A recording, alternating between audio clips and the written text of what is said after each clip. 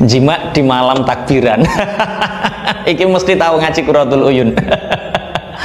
Memang di kitab Qurratul Uyun itu diterangkan. Cuma sebelumnya itu bagaimana sih sebenarnya hukumnya jima di malam takbiran itu, kita harus memahami satu hadis. Ini dalam kitab Azkar Nawawi terangkan bahwa man ahya lailatal aid lam yamut qalbuhu. Barang siapa yang menghidupkan malam hari raya, itu hatinya tidak akan pernah mati. Yaumatamutul qulub, ketika hari-hari di mana hati itu mati. Makanya pesan-pesannya para yai, nek malam takbiran itu sebisa mungkin walaupun ba'diyah isya kerjakan sholat, walaupun sholat sunnah 2 rakaat kerjakan. Jadi jangan sampai kamu tidak menghidupkan malam Lailatul Aid, malam hari raya. Lah, kok yo kowe mikir jima barang.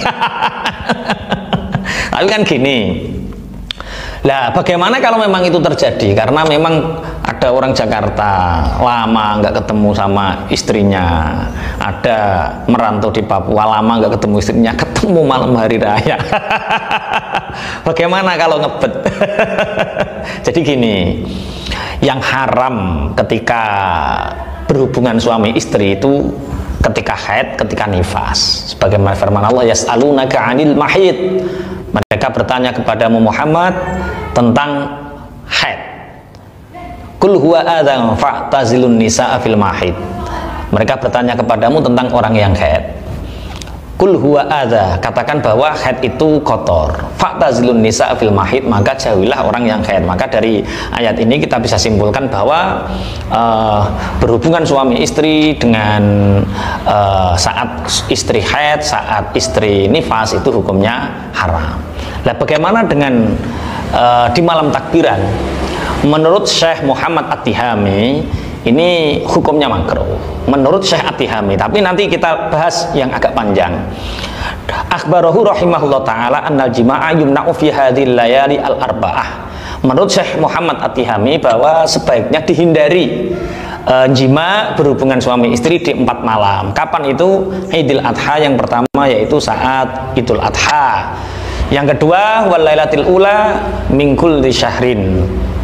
Yang kedua yaitu saat tanggal pertama dari setiap bulan, berarti setiap tanggal 1 Dzulhijjah, tanggal 1 Muharram, tanggal 1 Safar, tanggal 1 Rabiul Awal dan lain sebagainya, setiap tanggal 1. Wa nisfu kulli syahrin, dan separuh dari setiap bulan, berarti setiap tanggal malam purnama, setiap malam purnama.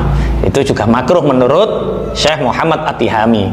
Kemudian wa akhiru lailin minhu, jadi akhir malam dari setiap bulan, berarti setiap tanggal malam 30 atau malam tanggal 29. Kenapa pendapatnya Syekh Muhammad At-Tihami mengatakan 4 malam ini makruh? Karena wa yuqalu inna syaitana yujami'una fiha. Beliau berpendapat bahwa sungguhnya setan itu ikut berjima di malam-malam itu. Dan ini tidak sembarangan beliau Syekh Muhammad At-Tihami ini dawuh bahwa kalau bisa kita menghindarinya, karena waruya karahiyata dzalika an Aliyin wa Muawiyah wa Abi Hurairah. Dan Syekh Muhammad At-Tihami ini meriwayatkan bahwa kemakruhan 4 malam ini berdasarkan dari athar dari Sayyidina Ali, Muawiyah dan Abu Hurairah. Tapi kan begini, wis kebelet ya Pak. Wong ketemu bojo ya mau hari raya tok, malam takbiran kok dimakruhkan. Begini, dalam kitab Tuhfatul Muhtaj karangan Ibnu Hajar, itu ada satu keterangan wa yuraddu dzalika bi anna dzalika lam yathbut fihi syai'un, bahwa Ibnu Hajar menolak pendapat Imam Al-Ghazali ini. Jadi yang berpendapat kemakruhan 4 malam itu yang masyhur adalah Muhammad At-Tihami, Syekh Muhammad At-Tihami dan Imam Al-Ghazali, kedua ulama mutasawwifin, kedua ulama tasawuf.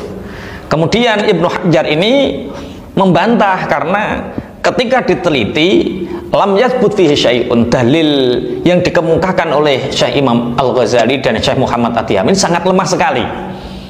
Berarti menurut Ibnu Hajar ini tidak makruh, dan menurut ulama yang lain juga tidak makruh. Lah gampang ini kan gini. Nek sampeyan kebelet ya Nah, sing duwe bojo rasa takok. Kalau memang kita jarang ketemu istri, ketemu juga saat malam hari raya wis keempet, kan alasan kemakruhannya kan inna syaitana yujami'una fiha, bahwa setan itu ikut ambil. Jadi doa niae setane. Bagaimana? Doa nih sampal kabeh to ya nek ape kumpul bojo Allahumma jannibi syaitana wa jannibi syaitana ma razaqtana, wis dongane wae setane ben kabur. Dan insya Allah berarti intinya apa? Intinya perbedaan ulama niki jangan lihat bahwa kok berbeda-beda ulama, ada yang memakruhkan dan ada yang tidak. Ada satu kaidah likulli maqamin maqal. Jadi orang itu tergantung makomnya. Kenapa kita bisa mengenal bagaimana pendapat Syekh Imam Ghazali, Syekh Muhammad Atihami? Karena beliau ulama mutasawwifin yang mukasyafah, sehingga kedekatan dengan Allah, rabita hubungan dengan Allah sangat dekat, sehingga malam hari raya betul-betul ahya, betul-betul mereka menghidupkannya dengan zikir, dengan sholat, sehingga tidak terbersit oleh mereka untuk ono to wong mukmin wayah malam riyo yang sedang berjumpa dengan Tuhannya kok mikir berjumpa dengan istrinya. Itu ulama tasawuf. Tapi nek ulama-ulama biasa ya cek menghidupkan, lah nek kaya kowe